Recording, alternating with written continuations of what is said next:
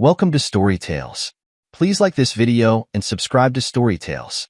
I hope you enjoy the story. Let's begin.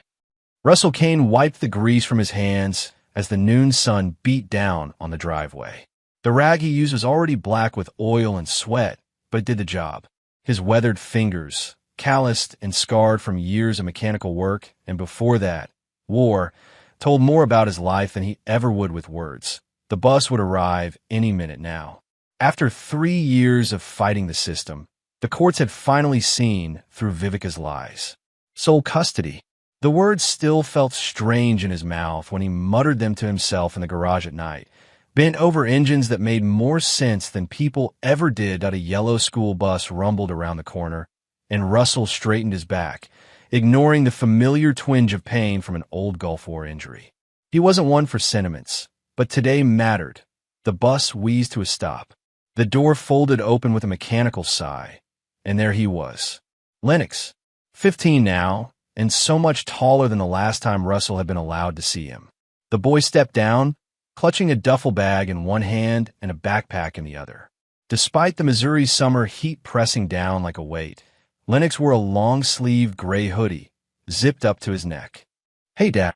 Lennox's voice had changed too, deeper now but quiet. His eyes darted around, taking in a modest ranch-style house, the garage with the bay door open, tools scattered on workbenches. "Welcome home, son." Russell moved forward, arm half raised for a hug, then stopped when Lennox took a small step back. Something cold settled in Russell's gut. He lowered his arm and gestured toward the house instead. "Got your room ready. Nothing fancy, but it's yours." Lennox nodded, eyes still not meeting his father's. "Thanks." They walked to the house in silence. Russell, noticing the way his son's shoulders hunched forward, how he startled when a car backfired on the next street over. Russell had seen that look before, on guys in his unit after particularly bad firefights. The distant gaze that wasn't really looking at anything in the present. Inside, the house was clean but sparse. Russell had never been one for decorating, but he'd tried. New sheets on Lennox's bed, a desk with a lamp, shelves for whatever a 15-year-old boy might want to put on them. "Bathrooms across the hall," Russell said, standing in the doorway as Lennox placed his bags on the bed. "Kitchen stocked. Got some burgers we can grill tonight if you want." Lennox nodded, still facing away. "Sound good." Russell hesitated, then added, "I work until 6 most days at the shop down on Mapleton, but I can adjust if you need anything. I'll be fine on my own." Lennox's voice was flat, rehearsed somehow. "All right then." Russell lingered for a moment. 1,000 questions hung in the air, but he wasn't a man who pried. Not his way. "I'll let you get settled." Back in the garage, Russell picked up a wrench and turned back to the Chevy he'd been working on. But his mind wasn't on carburetors anymore. Something was wrong with his boy. Not the normal kind of wrong that comes with being a teenager, or even the expected awkwardness of living with a father you haven't seen much in years. This was something else. Something that made Russell's combat instincts stir from their slumber. But he couldn't force it, couldn't demand answers. Trust had to be earned back. He knew that much. So he would wait. And watch. And try to be whatever kind of father Lennox needed him to be. 3 weeks in a summer, and the pattern was clear. Lennox woke late, ate little, and spent most days in his room or on the porch with headphones on. When Russell suggested activities, fishing, a movie, even just a drive, Lennox would agree without enthusiasm and participate with minimal engagement. But it was the physical stuff that really got to Russell. The long sleeves despite temperatures climbing into the 90s. The way Lennox flinched if Russell moved too quickly. The locked bathroom door when Lennox showered. The refusal to go swimming at the town pool. Tonight, Russell was determined to try again. He'd found an old Honda motorcycle in the junkyard, a restoration project they could work on together. "Got something to show you," Russell said as he placed a plate of spaghetti in front of Lennox at dinner. His cooking repertoire was limited, but he was trying. Lennox looked up, fork hovering over his food. "What is it?" "After dinner. Out in the garage." 20 minutes later, Russell pulled the tarp off the motorcycle, revealing its rusted frame and missing parts. "Thought we could fix it up together. Get it running again." For the first time, a spark of genuine interest flickered in Lennox's eyes. "You think we can?" "I know we can." Engine solid. Needs work, but nothing we can't handle. Russell grabbed an extra shop light. Want to take a closer look? Lennox stepped forward, then stopped, tugging at his sleeves. It's cool, but I don't know much about bikes. I'll teach you. Here. Russell offered a wrench. First lesson assessing what we're working with. Lennox reached for the tool, his sleeve riding up slightly. Russell caught a glimpse of something on his wrist. A band of discolored skin, like a healing rope burn. Lennox noticed his father's gaze and quickly pulled his sleeve down. I should get to bed. School stuff to do tomorrow. It's summer break, Russell said, his voice deliberately casual. Didn't know you had assignments. Just reading. For next year. Lennox backed away from the bike. Can we maybe start this weekend instead? Russell nodded, setting the wrench down. Whenever you're ready. No rush. That night, Russell sat on his back porch, nursing a beer and staring into the darkness. The neighbor's porch light cast long shadows across his yard. Somewhere in the distance, a dog barked. The normal sounds of a quiet suburban summer night. But inside Russell's head, a war drum was beginning to beat. Something was wrong with his son. Something someone had done to his son. The next afternoon, Russell came home early from the shop. He rarely took time off, but he told his boss he had family business. Not a lie, he found Lennox in the backyard, sitting under the only tree, still wearing long sleeves despite sweat beading on his forehead. Hot as hell out here, Russell commented, sitting on the grass a few feet away. Got some lemonade inside if you want. I'm okay. Lennox didn't look up from his book. You know, Russell said carefully, Missouri summers are brutal. When I was your age, I practically lived in shorts and t-shirts. Lennox's fingers tightened on his book. I just get cold easily, Dad. A bead of sweat rolled down Lennox's temple, betraying the lie. Russell watched it disappear into the collar of his son's hoodie. Right, he said. Cold. That night, they made burgers on the grill. After some coaxing, Lennox agreed to watch an action movie. It was the longest they'd spent together since his arrival. Russell noticed how his son sat at the far end of the couch, how he kept the hood of his sweatshirt up, how his eyes sometimes glazed over during the loudest parts of the movie. When a character was thrown through a window, the sudden crash of breaking glass made Lennox physically jump, his breathing quickening. You okay? Russell asked. Fine, Lennox said too quickly. Just wasn't expecting that. Later, Russell heard Lennox talking in his sleep, pleading with someone. He stood outside the door, listening to his son's nightmare unfold, his fists clenched so tight his nails cut into his palms. In the morning, Russell made pancakes. Another peace offering. Thought we could work on that bike today, he suggested. Lennox poked at his breakfast. Maybe. Got some parts ordered. Should be here next week. Russell watched his son's face. Might need to take your hoodie off, though. Engine grease is a pain to wash out. Lennox's fork stopped moving. I have t-shirts. Good. Russell took a sip of coffee. It's supposed to hit 95 today. Lennox said nothing, but Russell could see the wheels turning behind his eyes. Later, in the garage, Lennox did appear in a t-shirt, but with a button-up shirt over it, sleeves rolled down. He worked awkwardly, trying to keep the fabric from getting caught in the motorcycle parts. Here, Russell said, offering him some work gloves. These'll keep your hands clean at least. Their fingers brushed during the handoff, and Lennox flinched as if burned. Russell pretended not to notice, but the war drums in his head beat louder. That night, Lennox forgot to lock his bedroom door. Russell, making a late-night check as had become his habit, pushed it open a few inches to make sure his son was sleeping peacefully. Lennox was at his dresser, back to the door, shirt off. In the dim light from the window, Russell could see them. Welts across his son's back. Scars in various stages of healing. Some old white lines. Others newer, still pink and raised that Russell's sharp intake of breath gave him away. Lennox spun around, eyes wide with fear, grabbing for his shirt. Dad, he began, voice strangled. Russell stepped into the room, his face a stone mask hiding the rage building inside him. Who did this to you? Lennox clutched his shirt to his chest, but didn't put on. Maybe he was tired of hiding. No one. It's nothing. Don't lie to me, son. Russell's voice was quiet but firm. Not about this. Tears welled in Lennox's eyes. Please don't tell her I told you, he whispered. She'll find me. She always does. Russell's heart turned to ice in his chest.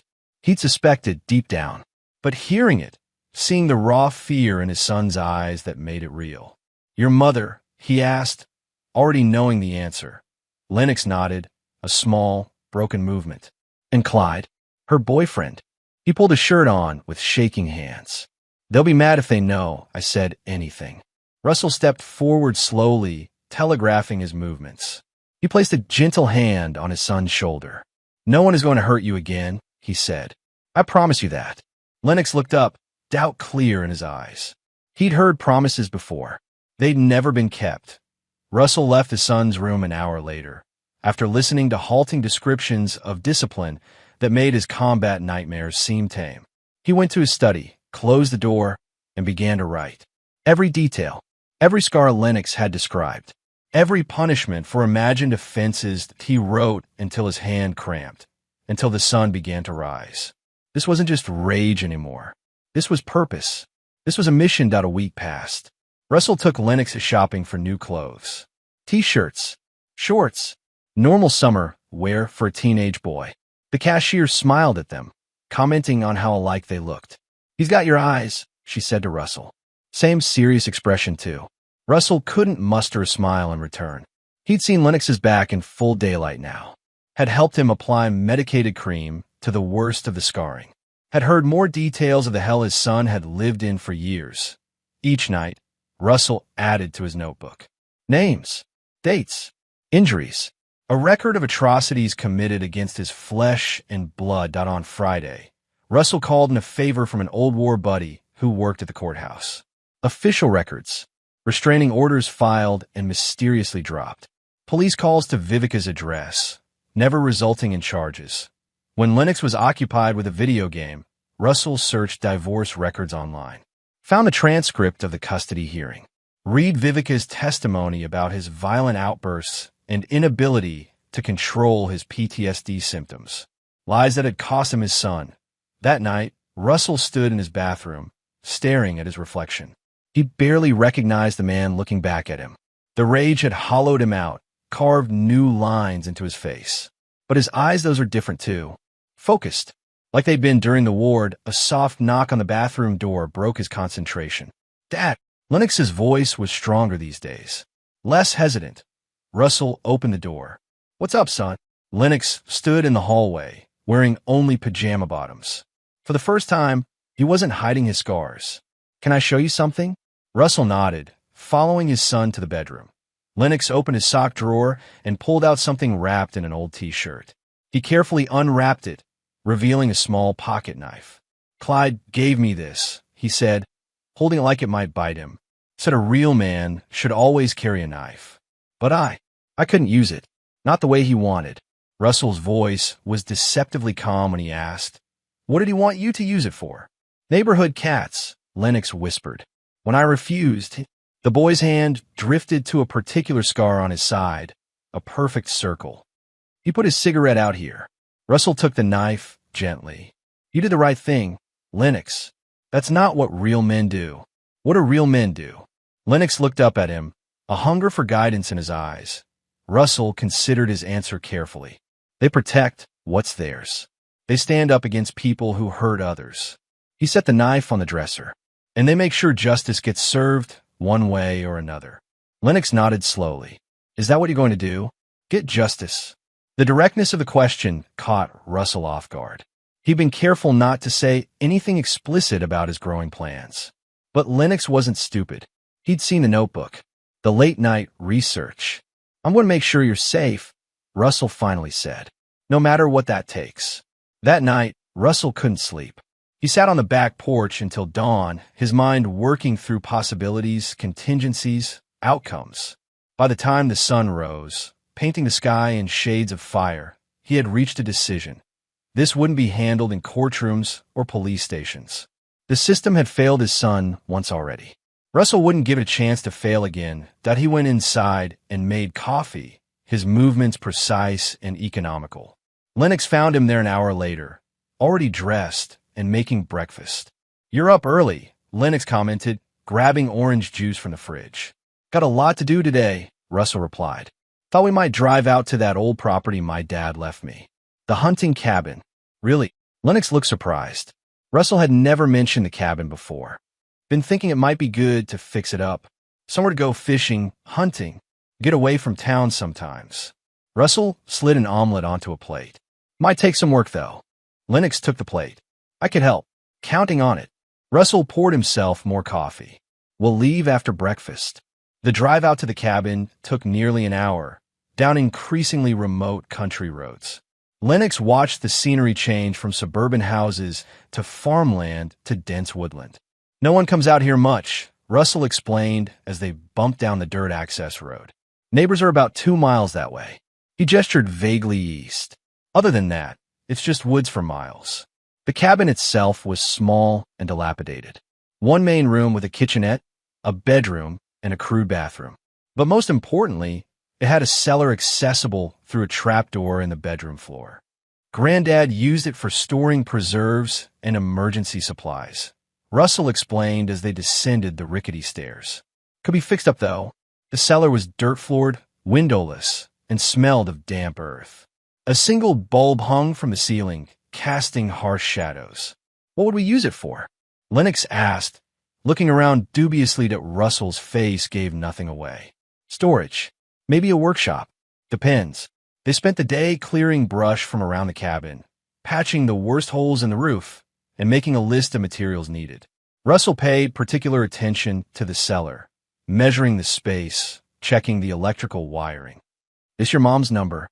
Russell asked casually as they drove home, pointing to a contact in Lennox's phone that lay on the console between them. Lennox stiffened. Yeah. What? Just wondering. Russell's voice betrayed nothing. She tried to call you recently? Once or twice. Lennox stared out the window. I didn't answer. Probably smart, Russell said. For now. At home. While Lennox showered, Russell copied the number into his own phone. Then he opened his notebook and wrote at the bottom of the last page, cabin ready in 2 weeks. Russell dreamed of Vivica that night. Not pleasant dreams. He saw her as she'd been when they first met 23, laughing at a bar, her dark hair catching the light. Beautiful enough to make him forget he'd sworn off relationships after what he'd seen in the Gulf. He saw her 6 months later, standing in their kitchen, red-faced with rage because he'd come home late from work, hurling a plate that shattered against the wall inches from his head. He saw her pregnant with Lennox. Both tender and cruel in bewildering alternation. He saw her in bed with another man, the first one he caught her with, but not the last. The look in her eyes when he confronted her, not shame, but something like satisfaction that he'd discovered her betrayal. And he saw her in the courtroom, perfectly composed in a conservative blue dress, tearfully describing his violent episodes, his drinking problem that he refused to address, his inability to provide stability. All lies, but delivered with such conviction that even his own lawyer had looked at him with doubt. Russell woke in a cold sweat, the bedsheets twisted around his legs. The digital clock read 3:17 a.m. He untangled himself and went to the kitchen for water, his mind still half in the past. Vivica had been awarded primary custody. Russell got every other weekend, which became every third weekend, which became monthly visits that Vivica frequently canceled at the last minute. Until 3 years ago, when she moved Lennox 2 counties away and got a restraining order based on an incident that never happened. It had taken 3 years of legal battles, character witnesses, and a hefty chunk of his savings to finally get the courts to listen. And even then, it was only because Lennox, at 15, was old enough for the judge to take his preference into account. But no one had asked about the bruises. No one had looked beneath Lennox's clothes. The system that was supposed to protect children had handed his son to monsters. Russell heard a sound and turned to see Lennox in the kitchen doorway, also awake at this ungodly hour. Couldn't sleep? Russell asked. Lennox shook his head. Bad dreams. Me too. Russell poured a second glass of water and handed it to his son. Want to talk about it? Lennox took a long drink before answering. It was about Clyde. About the time he caught me trying to call you. Russell's hand tightened on his glass. When was this? Last year. Lennox's voice was flat, emotionless, a defense mechanism Russell recognized all too well. Mom was out shopping. I found your number in her old address book. Thought maybe, He trailed off, but Russell could fill in the blanks. Thought maybe his father could help, could save him. What happened? Russell asked, though part of him didn't want to know. Clyde caught me, took the phone, laughed about it. Lennox's eyes had that faraway look again. Said you wouldn't help even if I reached you. Said you'd given me up because I was weak. Then Lennox pulled up his shirt, showing a series of small, round scars along his ribs. One for each number I dialed. Said he was teaching me about consequences. Russell set his glass down carefully, afraid he might crush it. And your mother? She watched, Lennox said simply. Sometimes she'd laugh along with him. Sometimes she'd tell him that was enough. But she never stopped him. Not really. Russell stared out the kitchen window at the darkness, seeing nothing. In his mind, he was calculating, planning. Dad, Lennox's voice pulled him back to the present. What are we going to do if they try to take me back? Russell looked at his son, really looked at him. Despite everything, there was still a core of strength there, a resilience that amazed him.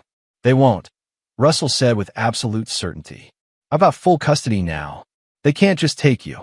What he didn't say was what he was really thinking. They won't take you because they'll never get the chance. But what if they try? Lennox pressed. Russell put a hand on his son's shoulder, careful and gentle. Then I'll stop them, whatever it takes. The next morning, Russell made some calls. Old contacts, mostly. Guys he'd served with who now worked in law enforcement, security, even a few who operated in grayer areas. He was careful with his questions, keeping them hypothetical. Just gathering information. By afternoon, he had what he needed. He knew where to find Clyde Harrow, a bar called the Scrapyard on the east side of town, which he apparently owned. He knew Vivica was still living in the same house, now with Clyde. And he knew Clyde had a record 3 domestic assault charges that had been dropped when witnesses suddenly became uncooperative. Going to pick up some supplies, Russell told Lennox. Back in a couple hours. Pizza good for dinner? Sure, Lennox answered, not looking up from his video game. These days, he seemed almost like a normal teenager at times. Almost. The Scrapyard was exactly what Russell expected. A dive bar with neon beer signs and motorcycles parked out front. Not yet open for the day. Perfect. He parked across the street and watched as a middle-aged man unlocked the front door. Too old to be Clyde, based on what Russell knew. Probably an employee. Russell waited until the man had gone inside, then crossed the street. The door was unlocked. He walked in like he belonged there. We're not open yet. The man called from behind the bar where he was counting bottles. Come back at 4. Just looking for Clyde, Russell said, approaching the bar. Got a business proposition for him. The man looked up, instantly wary. Who's asking? Name's Russell Kane. He doesn't know me, but I think he'll want to hear what I have to say. Russell leaned on the bar, the picture of casual interest. You work here long? 15 years, the man said, still suspicious. Jasper Miller. I'm the manager. 15 years. So you know Clyde pretty well then. Jasper's eyes narrowed. What's this really about? Russell decided to take a calculated risk. My son, Lennox. His mother is Vivica Neely. Ring any bells? Jasper's expression changed, a shadow crossing his face. You're that, Russell. That's right. Russell watched the man carefully. Seems like you've heard of me. Jasper glanced toward the door, then back at Russell. Look, man, I'm just an employee. Whatever's between you and Clyde. I'm just gathering information right now. Russell interrupted smoothly. No trouble. Just want to understand what kind of man is dating my ex-wife and spending time around my son. Jasper hesitated, conflict visible on his face. Finally, he spoke in a lower voice. Clyde's hands don't just mix drinks. He hurt more than your boy, but no one's brave enough to speak. That's all I'm saying. Russell nodded slowly. Appreciate the honesty. I didn't say nothing, Jasper insisted. And you weren't here asking. Got it, Russell agreed. One more thing, Clyde have any regular habits? Places he goes, things he does? Jasper wiped the bar with a rag, not meeting Russell's eyes. Comes in around 6 most days.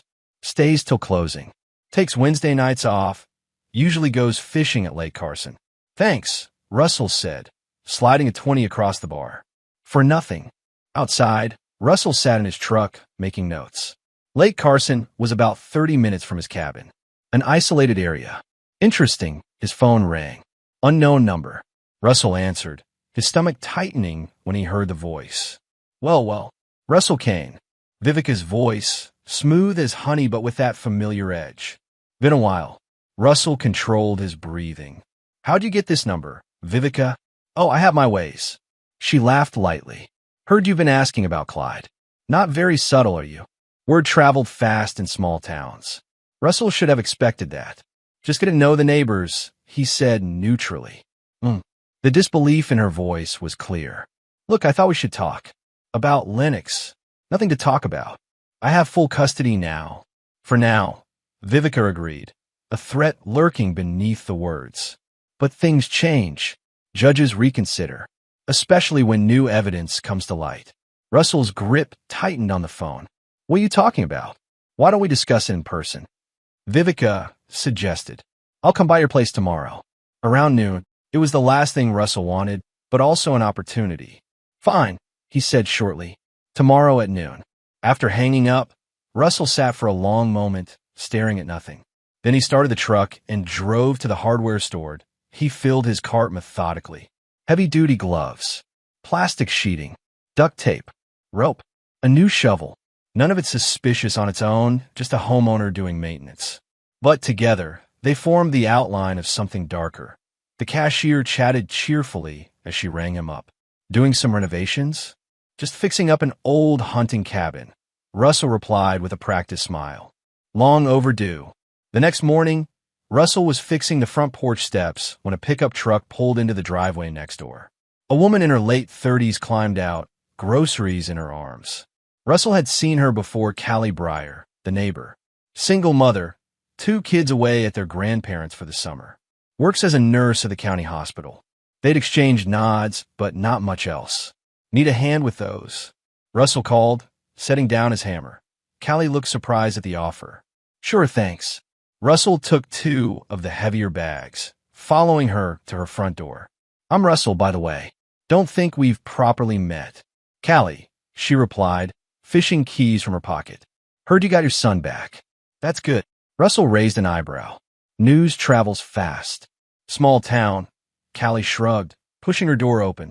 Just set those on the counter.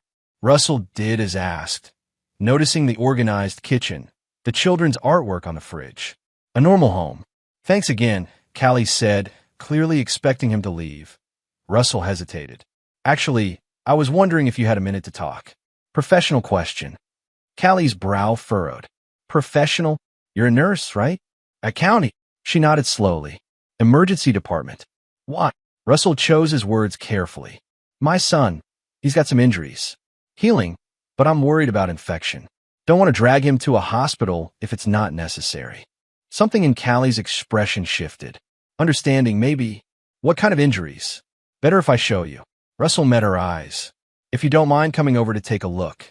10 minutes later, Callie stood in Lennox's bedroom, her face professionally neutral as she examined the welts and scars on the boy's back. Lennox sat stiffly on the edge of his bed, staring at the floor. Some of these are quite old, Callie observed, her fingers gentle as she checked a particularly nasty scar. Others are more recent. This one here might need antibiotic cream. She glanced at Russell. How did these happen, Lennox? Lennox looked to his father, who nodded slightly.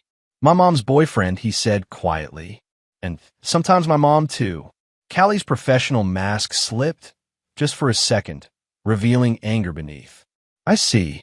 She opened the medical bag she'd brought with her. I'm going to clean a few of these and apply some ointment. Is that okay? Lennox nodded. While she worked, Russell watched from the doorway. Callie was efficient but gentle, explaining each step to Lennox. When she was done, she helped him put his shirt back on and gave him some privacy, joining Russell in the hallway. Those aren't accidental injuries, she said, her voice low. Those are methodical, deliberate. I know, Russell replied, equally quiet. Have you reported this? To who? The same system that gave him to her in the first place. Russell's bitter tone said it all. Callie frowned. There are channels. She'll lawyer up and make it look like you're poisoning him against her. Or worse, like I did it. Russell's gaze was unwavering. The system failed him once. I won't let it happen again. Callie studied him, a nurse's evaluating gaze. What are you planning to do? Keep him safe. That's all. Russell. Callie hesitated. I should document these injuries. Officially. And I should have called the police the first night I saw them, Russell countered. But we both know what would happen. She'd deny everything. Clyde would back her up, and Lennox would be put through hell all over again, reliving every moment while lawyers and judges decide what's best for him. Callie was silent for a long moment. Then, I have a camera in my bag. I can at least take photos. Confidential ones. Just in case. Russell nodded slowly. That would be helpful. Thank you. After Callie had documented Lennox's injuries and left, Russell found his son in the kitchen, making a sandwich. She seems nice, Lennox commented. She is, Russell agreed. She's going to help us keep track of your healing. Lennox set down the knife he was using to spread mayonnaise. Dad, is Mom really coming over today? Russell had told him about Vivica's call. No point hiding it. That's what she said. But you don't have to see her if you don't want. I don't, Lennox said immediately. But, he trailed off, uncertain. But what? What if she tries to take me back? The fear in his voice was palpable. Russell placed a hand on his son's shoulder. She won't. I promise. But I think it might be good if you're not here when she comes. Why don't you go to a movie or something? I'll give you some cash. Okay, Lennox agreed, relief evident in his voice. Thanks, Dad. At exactly noon, a black Audi pulled into Russell's driveway. Lennox was already gone, safely away from the house. Russell watched from the window as Vivica stepped out of the car, as polished and calculated as ever in designer jeans and a silk blouse. He opened the door before she could knock. Vivica, her red-painted lips curved into a smile that didn't reach her eyes. Russell, you're looking rugged as ever. What do you want? No point in pleasantries. Aren't you going to invite me in? She gestured to the open door. For old time's sake, Russell stepped aside, allowing her to enter. She walked through his house like she was inspecting a subpar hotel room, trailing a finger over surfaces, checking for dust. Where's my son? She asked, noticing the silence. Out, Russell replied simply. He didn't want to see you. Vivica's expression hardened. You turned him against me. You did that yourself. She laughed, a brittle sound. Still the same self-righteous Russell. Some things never change. She moved to the living room, sitting uninvited on his couch. Let's cut to the chase. I want joint custody. Russell remained standing. Not going to happen. Don't be so sure, Vivica countered, reaching into her purse. She pulled out a folded document. I've been talking to my lawyer. There are grounds for appeal. On what basis? Russell didn't bother looking at the paper. Lennox has behavioral issues, violent tendencies. He needs psychological evaluation, possibly medication. Vivica's face was a mask of maternal concern. He's not safe with just you. You don't have the skills to handle a troubled teen. Russell felt a wave of disgust. You're unbelievable. After what you and Clyde did to him. What we did. Vivica's eyes widened in mock surprise. Oh, Russell, has he been telling you stories? You know how Lennox exaggerates. Always has. I've seen the scars, Russell said coldly. Every single one. Something flickered in Vivica's eyes, a momentary uncertainty. But she recovered quickly. Teenage boys get into fights. Have accidents. Lennox was always clumsy. Get out of my house, Russell said, his voice dangerously quiet. Vivica stood, maintaining her composure. This isn't over, Russell. Lennox is my son too, and I have resources you can't imagine. Is that a threat? It's a reality. She moved toward the door, then paused, looking back at him. Oh, and Clyde wants to meet you. Man to man. He thinks we should all be friends. Her smile was all teeth. For Lennox's sake. After she left, Russell called Callie. Can you come over? It's important. 20 minutes later, they sat at his kitchen table, reviewing the photos she'd taken of Lennox's injuries. Russell explained Vivica's visit, her threats, her denial. She's going to try to take him back, Russell concluded. Paint him as unstable, me as incompetent. Callie studied the photos on her digital camera. These would be hard to explain away as accidents. Only if someone in authority actually looks, Russell pointed out, and believes what they're seeing. I could testify, Callie offered. As a medical professional, Russell shook his head. I appreciate that, but it wouldn't be enough. Vivica has money connections. And Lennox, he couldn't handle a drawn-out court battle, being forced to see them regularly during supervised visits or whatever they'd arrange. Callie was quiet for a moment. "What are you thinking of doing, Russell?" He met her gaze steadily. "Nothing you need to worry about." "That's not an answer. It's the only one I can give you right now." Callie frowned. "If you're planning something extreme, you should reconsider. For Lennox's sake." "Everything I do is for Lennox's sake," Russell replied. "He deserves justice." "Justice and revenge aren't the same thing," Callie warned. "Be careful, Russell. If you cross certain lines, there's no coming back." Russell nodded, but said nothing. In his mind, those lines had already been crossed not by him, but by the people who had tortured his son. What he was planning wasn't revenge. It was balancing the scales. As Callie gathered her things to leave, she paused at the door. "I've seen what abuse does to people," she said quietly. "Not just physically. It changes them inside. Lennox is still young enough to heal, to have a normal life. But he needs stability. Safety." She looked directly at Russell. "He needs his father, not a martyr or an avenger." After she left, Russell sat alone at the kitchen table, her words echoing in his head. She was right about one thing: Lennox needed him. But what Callie didn't understand was that sometimes keeping your child safe meant getting your hands dirty. The scrapyard was busy when Russell walked in 3 nights later. Country music blared from speakers, pool balls clacked, and conversations competed with the noise. Russell took a seat at the bar, ordered a beer, and waited. Jasper was working, moving efficiently between customers. He gave Russell a brief nod of recognition, but nothing more. Professional distance. It took 20 minutes before Russell spotted Clyde. A big man with slicked-back dark hair and the confident swagger of someone who owned the place literally and figuratively. He moved through the crowd, slapping backs, accepting handshakes, playing the role of genial host. Russell observed without staring. Clyde looked strong, but carried extra weight around his middle. Late 30s or early 40s. An ostentatious watch on his wrist and a carefully maintained 5 o'clock shadow.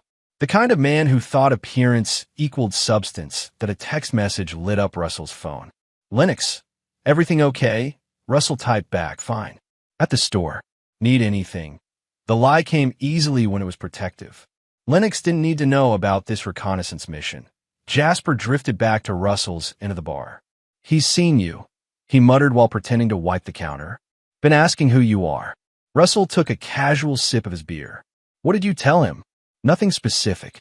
Just a new guy in town." Jasper's eyes flicked toward the back of the bar. "He's watching you now." Russell didn't turn around. "Good." As if on cue, Russell felt a presence behind him. A heavy hand clapped his shoulder.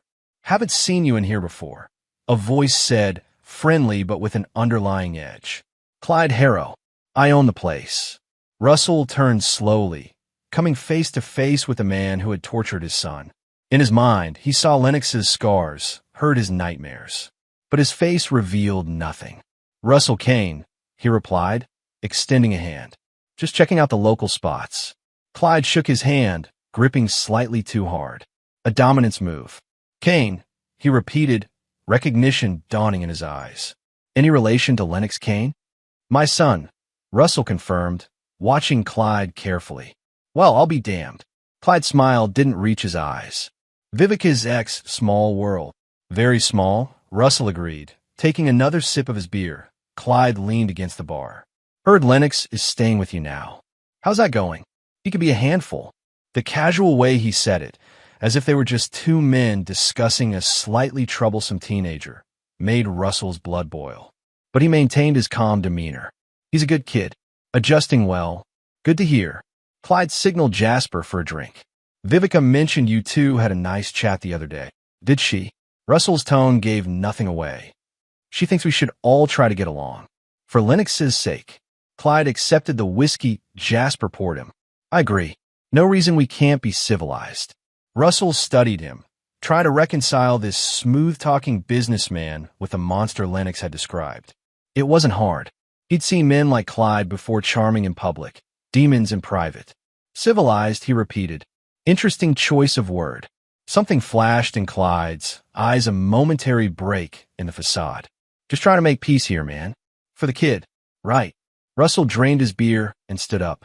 Well, I should get going. Nice meeting you, Clyde. Hold up, Clyde said, his voice hardening slightly. Vivica and I were thinking maybe we could all get together. Talk things through. Maybe at that cabin of yours. Russell froze. How did he know about the cabin? Lennox must have mentioned it to Vivica during one of her calls. Why the cabin? Clyde shrugged. Neutral ground. Away from town. Easier to have a frank discussion. The implied threat wasn't subtle. Russell nodded slowly. I'll think about it. Do that, Clyde said, raising his glass in a mock toast. We've got a lot to discuss about Lennox's future. Outside, Russell sat in his truck, his knuckles white on the steering wheel. The encounter had confirmed what he already knew. Vivica and Clyde were planning something. They wanted Lennox back, or at least wanted to undermine Russell's custody. And they weren't above intimidation to get what they wanted, but they'd made a mistake. They'd shown their hand too early, and they'd given Russell exactly what he needed, an opportunity. He started the truck and drove home, his mind working through details, contingencies, timing. The cabin would be ready soon. And then, as Clyde had suggested, they could have a frank discussion. Indeed, I could tea home. Lennox was asleep on the couch, a movie still playing on the TV. Russell covered him with a blanket, then went to his study. He took out his notebook and added Clyde's name to a growing list of notes. Then he opened his laptop and began researching one very specific topic: soundproofing materials. The next morning, Russell took Lennox to breakfast at a local diner. They were just finishing when Russell noticed Vivica walking in with Clyde. Not a coincidence. This town wasn't that small.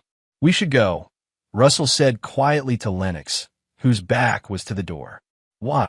Lennox asked, then stiffened as he heard a familiar laugh. He turned, saw his mother, and visibly paled. Dad, it's okay, Russell assured him, placing some bills on the table. We're leaving. But it was too late.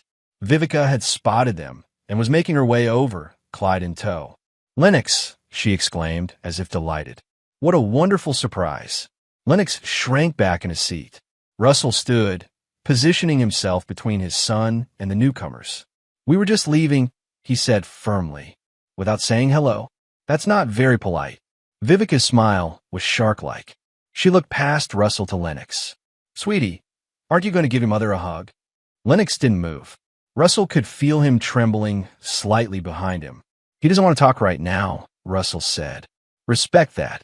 Clyde stepped forward, his public face firmly in place. Come on, man. She just wants to see her son. No harm in that. Several diners were watching now. A public scene, exactly what Vivica wanted. If Russell appeared aggressive or uncooperative, it would play into her narrative of him being unstable. 5 minutes, Russell said finally. At our table. Just you, Vivica. Not him. He nodded toward Clyde. Vivica's smile tightened, but she agreed. Of course. Just a mother-son chat. Russell led Lennox back to their table, whispering, You don't have to say anything you don't want to. I'll be right here. Vivica sat across from Lennox, while Russell stood a few feet away, watching. Clyde waited by the door, also observing. You look thin, Vivica said, reaching across to touch Lennox's hand. He pulled away. Her expression flickered. Are you eating properly? Getting enough sleep? Lennox nodded mutely. You haven't returned my calls, Vivica continued, her voice taking on a hurt tone.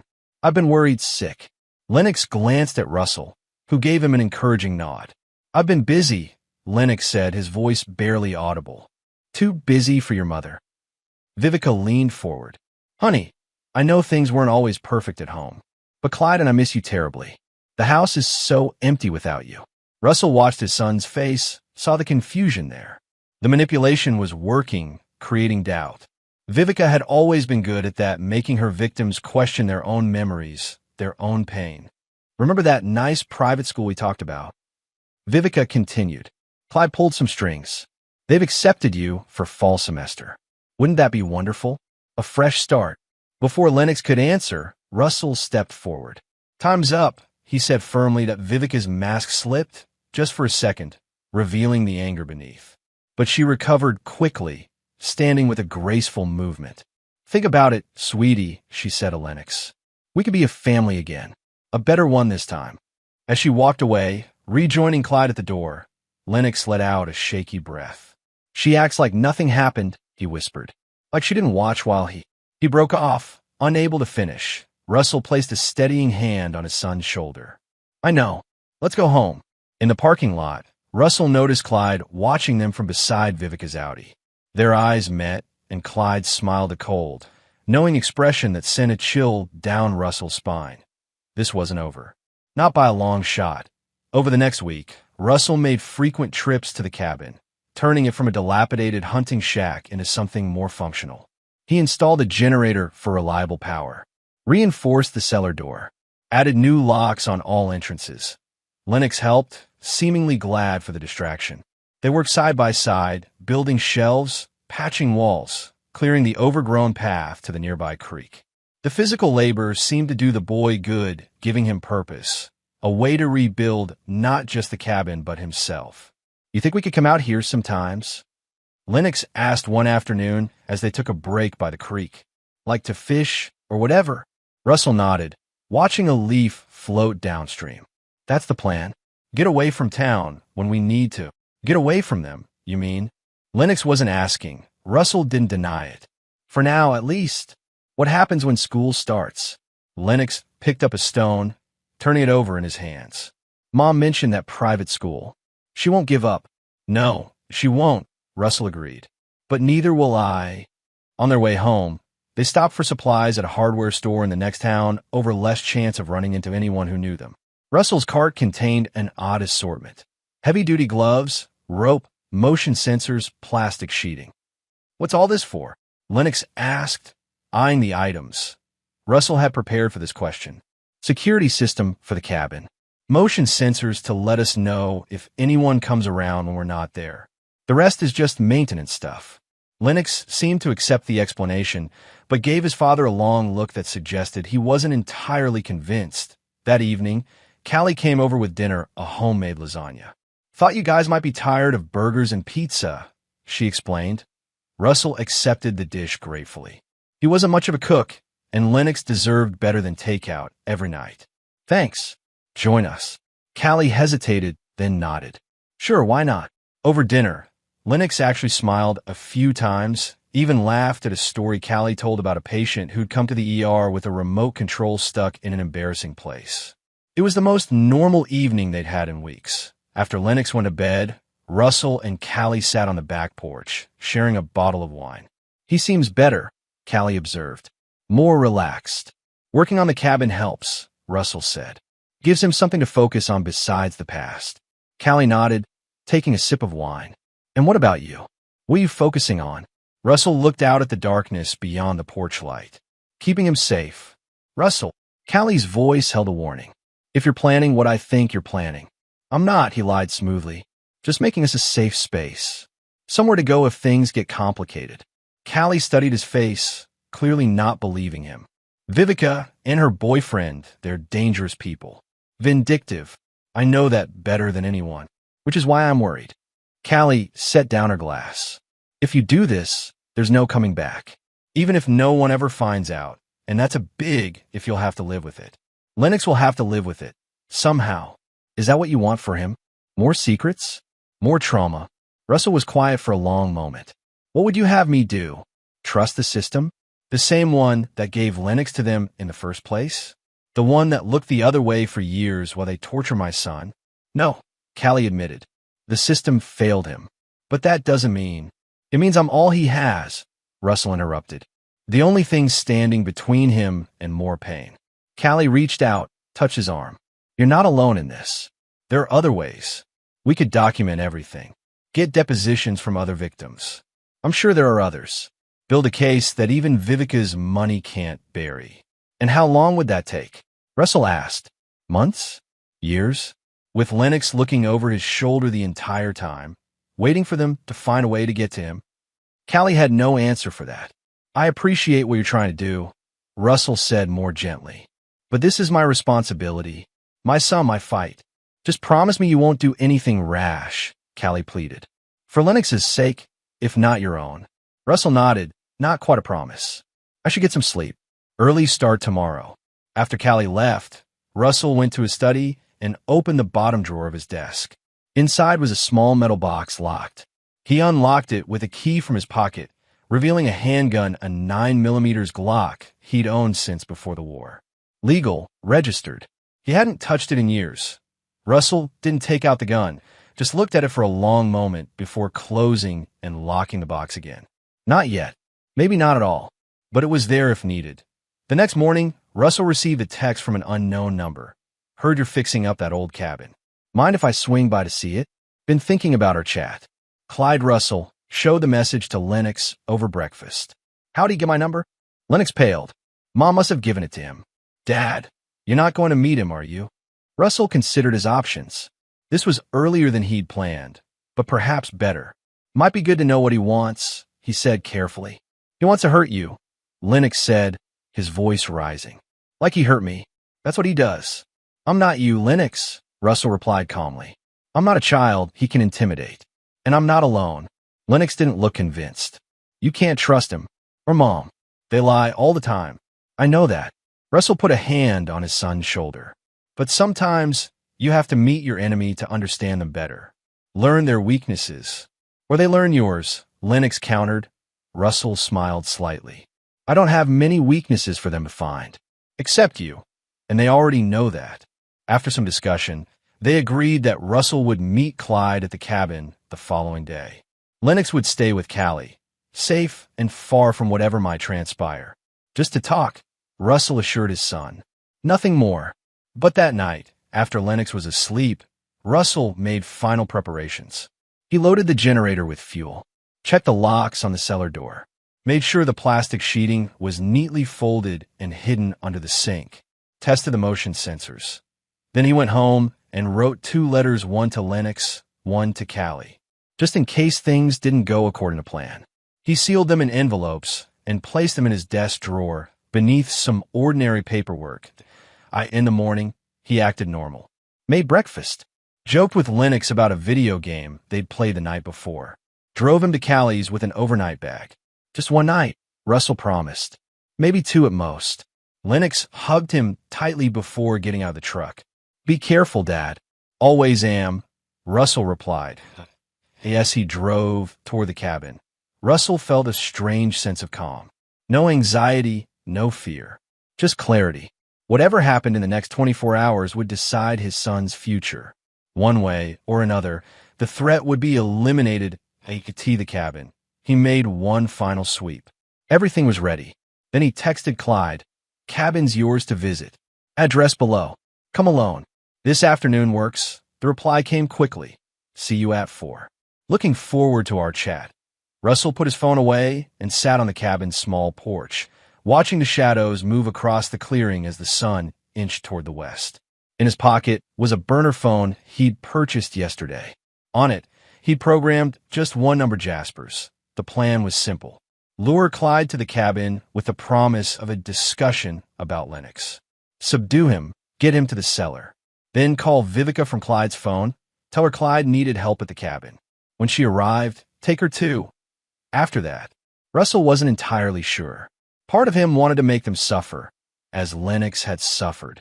Another part just wanted them gone, permanently, with no trace left to find. What he didn't know was that by tomorrow, the threat to his son would be eliminated. One way or another. Clyde arrived at exactly 4 o'clock, his black pickup truck crunching on the gravel drive. Russell watched from the cabin window as the man stepped out, looked around, then approached the porch with a confident stride. Nice place, Clyde called out. Secluded. Russell opened the door, revealing that he held a hunting rifle casually in one hand. Not pointed at Clyde, but present. A warning. That's the point, he replied. Clyde's eyes flicked to the gun, then back to Russell's face. His smile tightened.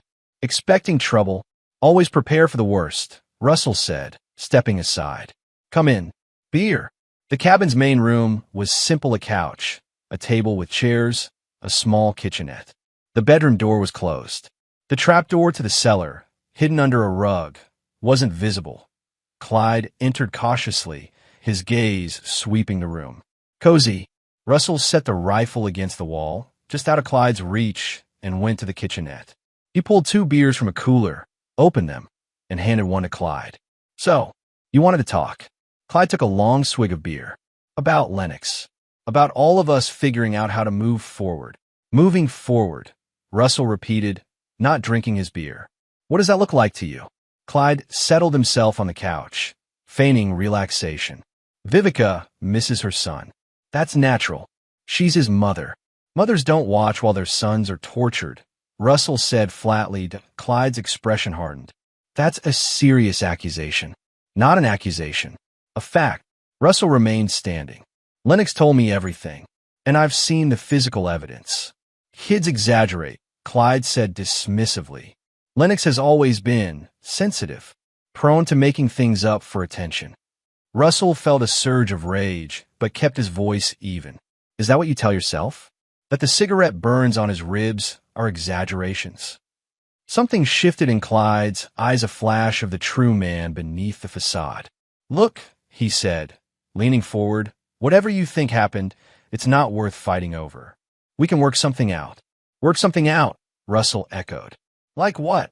Joint custody, Clyde suggested. Lennox spends weekends with us, maybe some holidays. We all agree to leave the past in the past. Russell smiled thinly. The past where you whipped my son for fun? That past. Clyde's own smile vanished. Be careful, Russell. Vivica and I have resources. Connections. We can make things very difficult for you. You already have, Russell replied. But that's over now. He moved suddenly, grabbing the rifle and leveling at Clyde. Don't move. Clyde froze, beer bottle halfway to his lips. What the hell are you doing? Protecting my son. Russell's voice was calm, almost conversational. Put the bottle down. Slowly, Clyde complied, eyes never leaving the rifle. You're making a big mistake. No, Russell said. You made the mistake. The day you laid hands on my son. What followed happened quickly. Russell ordered Clyde to his knees, bound his wrists with zip ties, and gagged him with duct tape. Then he dragged him to the bedroom, pulled back the rug, and opened the trapdoor to the cellar. Down, Russell commanded, gesturing with the rifle. Clyde's eyes widened with genuine fear now. He made muffled protests through the gag. Down, Russell repeated. Or, I shoot you here and dump you down anyway. With his hands bound, Clyde struggled to navigate the steep stairs. Russell followed close behind, rifle trained on his back. The cellar was dimly lit by a single bulb. In a corner sat a chair, bolted to the floor. Next to it, a small table with various items. Rope, more duct tape, a hammer. Russell secured Clyde to the chair, checking the bonds twice. Then he removed the gag. You're insane, Clyde spat. Vivica knows I'm here. If I don't come back, she'll come looking, Russell finished for him. I'm counting on it. Understanding dawned in Clyde's eyes. You can't do this. You'll go to prison. Lennox will end up in foster care. Only if they find you, Russell pointed out. And only if they can prove anything. Clyde strained against his bonds. What do you want? Money? I've got money. Whatever Vivica's paying in child support, I'll double it. Russell didn't answer. Instead, he took Clyde's phone from his pocket, found Vivica's number, and sent a text. At the cabin. Need you to come. Just you. Important about Lennox. The reply came quickly. What about Lennox? Is he there? Russell typed back, mimicking Clyde's brusque style. No. Something else. Come alone. Don't tell anyone. On my way. 30 men. Russell pocketed the phone. She's coming. You won't get away with this, Clyde said, but his bravado was slipping, replaced by growing fear. People know I came here. Do they? Russell raised an eyebrow. Who exactly? Clyde hesitated. Jasper. At the bar. I told him. Interesting, Russell said. Because I talked to Jasper this morning. He thinks you're fishing at Lake Carson today. Clyde's face fell. The lie had failed. What are you going to do to us? Russell didn't answer directly. You're going to sit here and think about every time you hurt my son. Every cut, every burn, every bruise. And then maybe you will talk. He turned and climbed the stairs, ignoring Clyde's shouts. Back in the main room, he closed the trapdoor, replaced the rug, and waited. Vivica arrived in exactly 30 minutes, her Audi pulling up next to Clyde's truck. Russell watched her from the window, elegantly dressed as always, impatient, checking her phone as she approached the cabin. He opened the door before she could knock. Vivica, she frowned, glancing past him. Where's Clyde? Inside. Come in. Suspicion darkened her features, but curiosity won out. She stepped inside, immediately sensing something was wrong. What's going on, Russell? Where's Clyde? Russell closed the door behind her. Sit down, Vivica. I don't think so. She started to back toward the door. This was a mistake. I'm leaving. Russell blocked her path. No, you're not. What followed was chaos. Vivica tried to run, to fight, to reason, to threaten. Russell, with the cold efficiency of a soldier, subdued her. Unlike with Clyde, he didn't bother with explanations or conversation. He simply bound her wrists, gagged her, and dragged her to the cellar. Clyde's eyes widened when he saw Vivica being forced down the stairs. Russell secured her to a second chair, positioned so she and Clyde faced each other. Then he removed both their gags. Vivica immediately began to scream. Russell let her. The cabin was miles from any neighbor. No one would hear.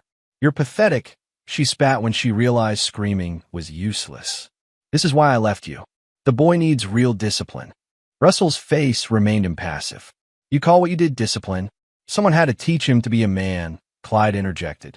He was soft, weak, like his father. Russell didn't take the bait. I'm going to leave you both down here for a while, to think about things. You can't just leave us here. Vivica's voice rose again. We need water, a bathroom.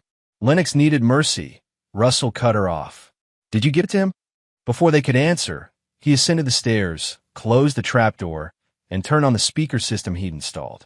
Through it, he played a recording Lennox's voice, describing in detail the abuse he'd suffered.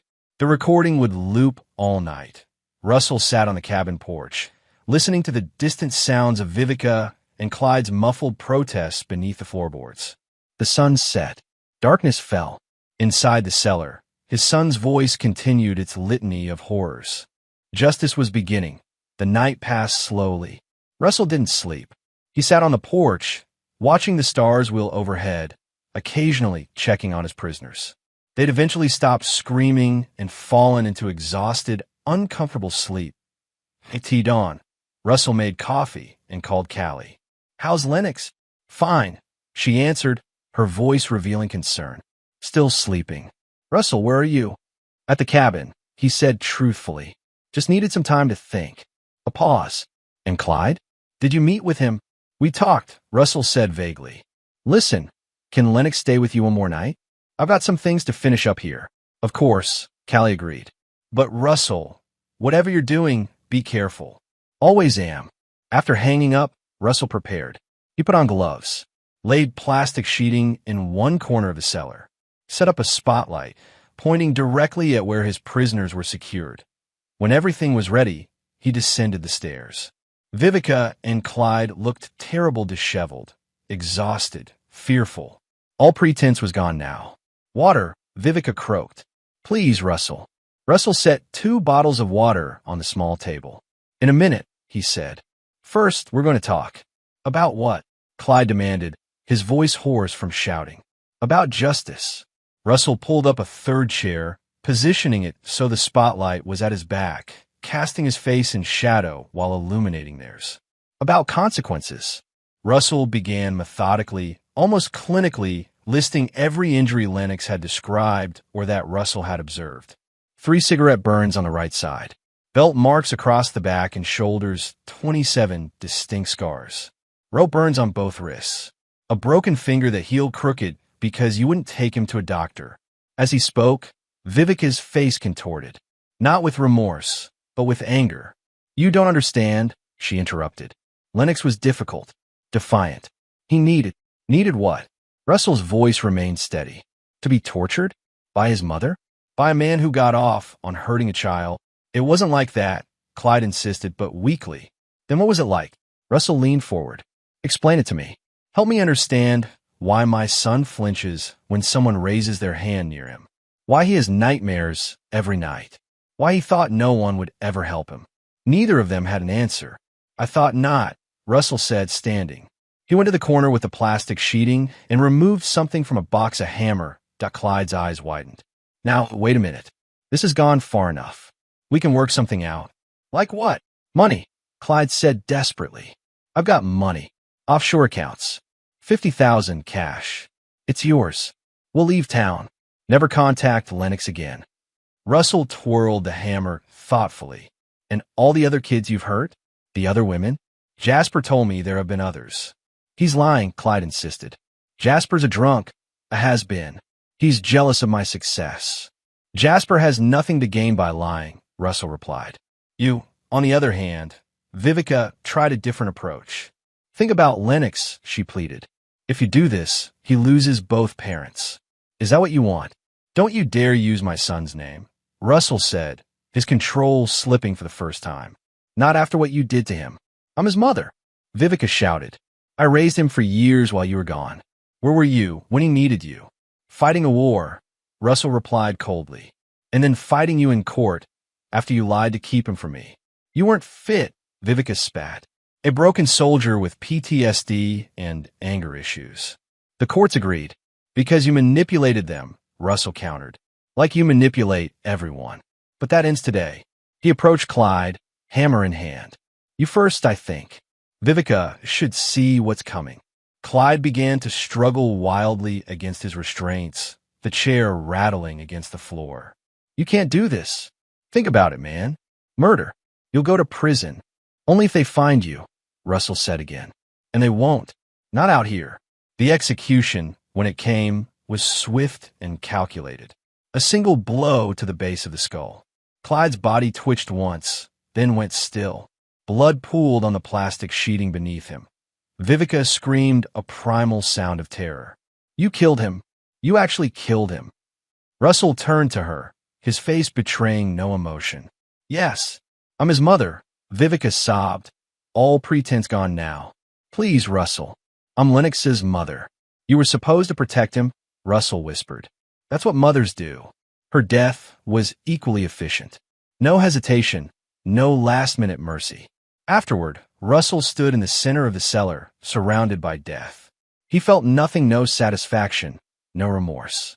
Just a strange emptiness, as if he'd done nothing more significant than take out the trash. The disposal took hours. Russell worked methodically, wrapping the bodies in the plastic sheeting, digging beneath the cellar's dirt floor, burying them deep. He cleaned obsessively, removing every trace of blood, every strand of hair, every fiber that might tell the story of what had happened here.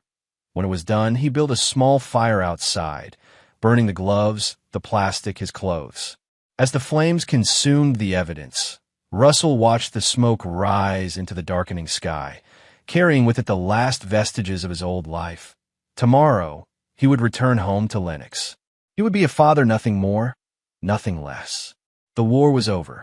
Peace of a sort had been 1.2 weeks past. Then a month.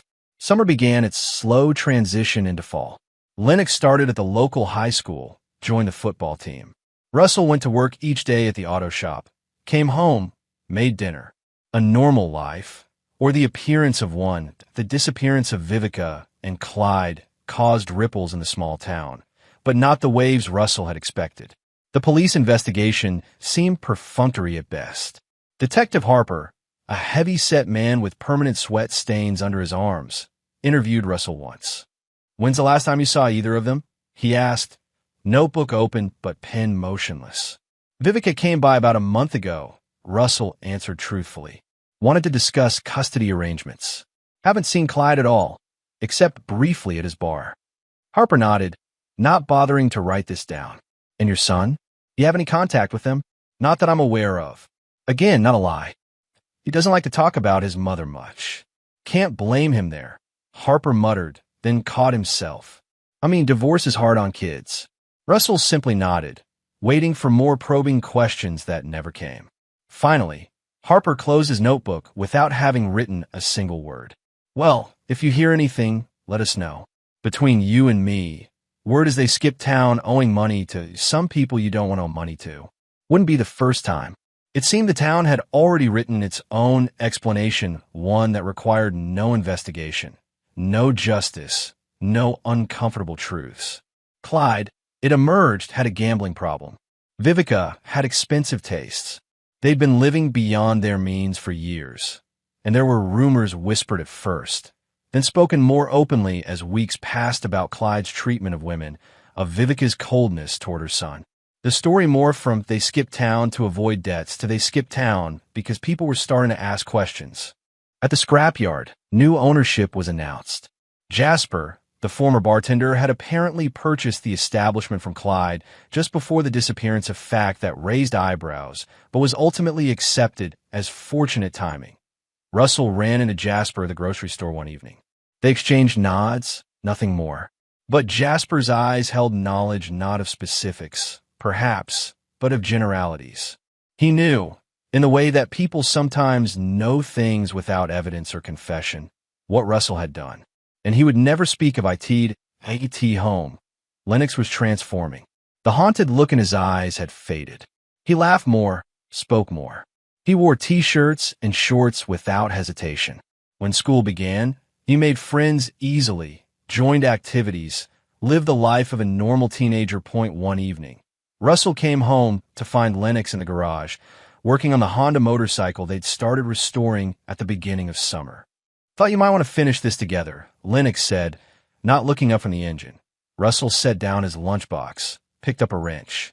"Sounds good to me." They worked in companionable silence for a while. Then Lennox said, casually, "Mom hasn't called or texted. Not in weeks." Russell's hand stilled momentarily, then continued working. "That bother you?" Lennox seemed to consider the question. "No," he finally said. "It's peaceful, not having to worry about her showing up. Or him." Russell nodded, not trusting himself to speak. "Dad." Lennox set down his tool, turning to face his father. "Did you do something?" The question hung in the air, both vague and precise. Russell met his son's gaze steadily. "What do you think?" Lennox didn't look away. I think I don't have to be afraid anymore." "That's right," Russell confirmed. "You don't." Lennox nodded once, then picked up his wrench again. They returned to working on the motorcycle, the question and its implied answer settling between them like a shared secret never to be spoken of directly again. Fall gave way to winter. Christmas approached. Lennox was doing well in school, had a girlfriend named Melissa, spent weekends playing video games with friends or working on the now-running motorcycle. Russell had started dating Callie, tentatively at first, then with growing confidence as she proved to be not just an ally, but a genuine partner. The investigation into Vivica and Clyde's disappearance had effectively ceased. Their story had been written by the town's collective imagination, a narrative that required no body, no murder weapon, no criminal, just two unsavory individuals who had fled their responsibilities and debts. Russell had almost allowed himself to believe it was over, that the ghost had been properly buried. Then came the teddy bear. Lennox was cleaning his room, packing away childish things he no longer needed, when he found an old stuffed bear, worn and faded, missing one eye. He brought it to Russell, who was washing dishes in the kitchen. "Remember this?" Lennox asked, holding up the bear. "You gave it to me for my 5th birthday." Russell dried his hands, examining the toy. "I remember. You carried it everywhere for a year." "Mom hated it," Lennox said, turning the bear over in his hands. "She tried to throw it away once, but I hid it." His fingers pressed against the bear's stomach, and he frowned. "That's weird. It feels hard inside." Before Russell could respond, Lennox had found a small, hidden zipper in the bear's back. He opened it and reached inside, pulling out a USB drive. "What's this?" Lennox asked, holding it up. Russell took the drive, examining it. "I don't know. Never seen it before." "Let's check it out," Lennox suggested. Russell hesitated, a sense of foreboding settling over him. But refusing would only raise questions. "All right," he agreed. "Let's see what's on it." They went to Russell's study, where his laptop sat on the desk. He plugged in the drive, clicked on the single folder it contained. Inside were video files, dozens of them, labeled by date. Russell opened one at random. The screen showed Vivica's living room. Clyde sat on the couch, drinking, while Vivica paced, gesturing angrily. The video had audio. "He's becoming a problem," Vivica was saying. "If he tells anyone at school." "He won't," Clyde interrupted. "He's too scared. Besides, who'd believe him over us?" Russell quickly closed the file, but Lennox had already understood. "They recorded themselves," he whispered. "Talking about..." Russell opened another file, earlier date. This one showed Clyde sitting across from a man Russell didn't recognize. Money changing hands. The man saying, "She won't press charges. I've taken care of it." Another file, Vivek on the phone, laughing. "Of course the judge ruled in my favor. He owes me. Remember that little problem with his teenage babysitter? I have photos." File after file, each more damning than the last. Blackmail, bribery, discussions of abuse, not just of Lennox, but of others. References to city officials, police officers, even a judge, all compromised in some way. "My God," Russell breathed. "It's all here. Everything." Lennox stared at the screen, his face pale. Why would she record this? Keep it. Insurance, Russell realized. Leverage. If anyone ever tried to move against her or Clyde, they had dirt on half the town. He turned to Lennox. "Did you know about this? The recordings?" Lennox shook his head.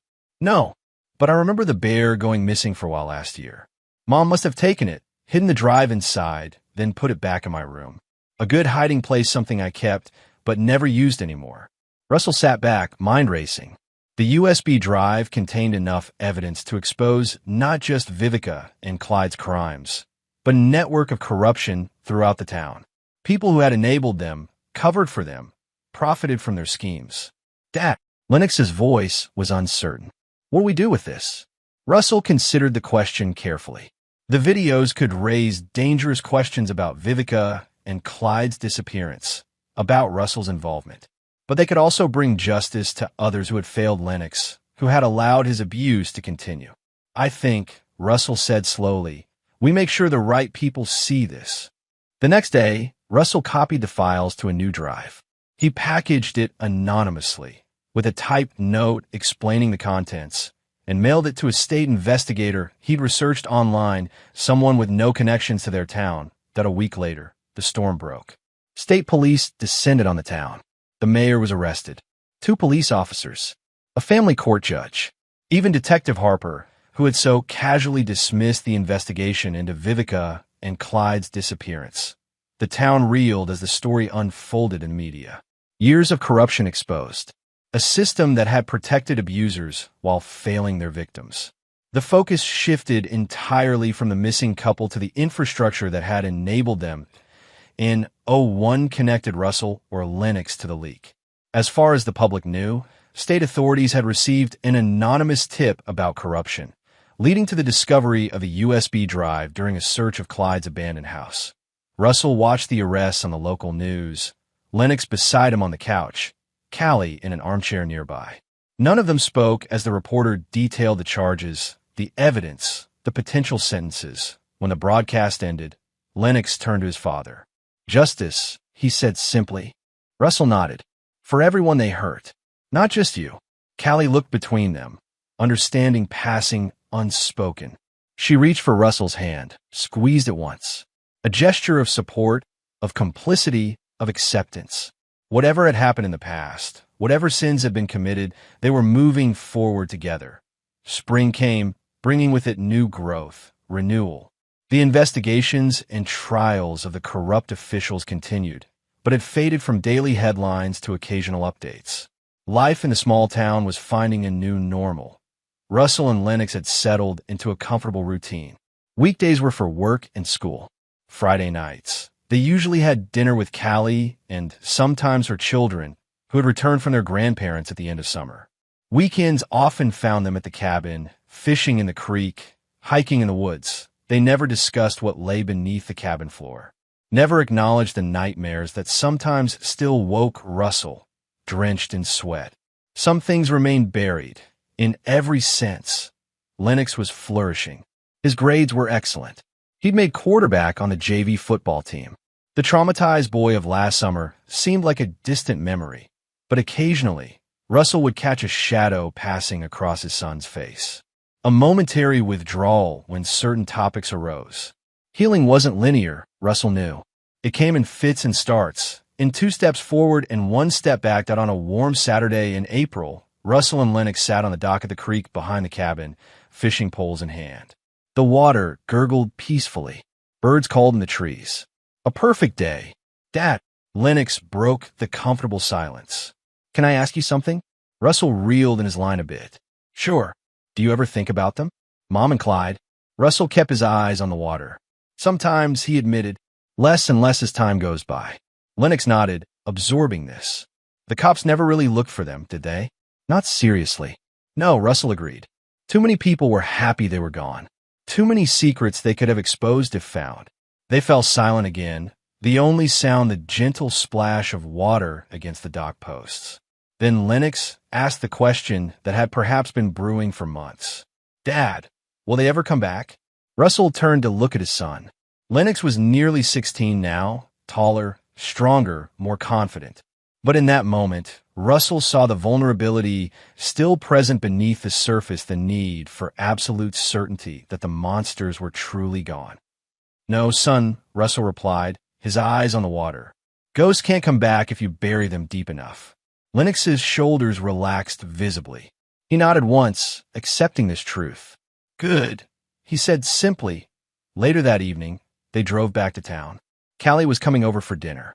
Russell had been thinking about asking her to move, and not right away, but soon. Creating a real family for Lennox, for all of them, as they turned onto their street. Lennox said suddenly, "I'm glad you're my dad." Russell glanced at him, surprised by the unexpected sentiment. "I'm glad too," he replied, meaning it more than he could express. "Even when Mom had me," Lennox continued, "even when she and Clyde did what they did, I always remembered you. Remembered you were different." Russell gripped the steering wheel tighter. "I should have fought harder. Should have seen the signs earlier." "You couldn't have known," Lennox said, with the simple wisdom of youth. "But when it mattered most, you believed me. You saved me."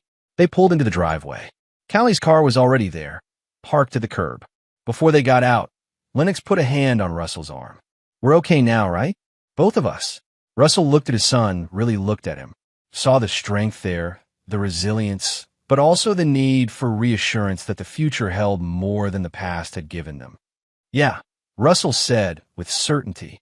"We're okay."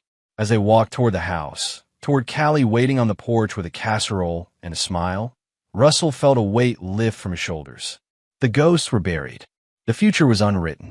And in the end, nothing mattered more than the young man walking beside him, his son, his redemption, his reason for everything. The sacrifices have been worth it. The sins necessary. The justice absolute. In this clean, new world they'd created, there was room now for something Russell had thought lost forever. Hope.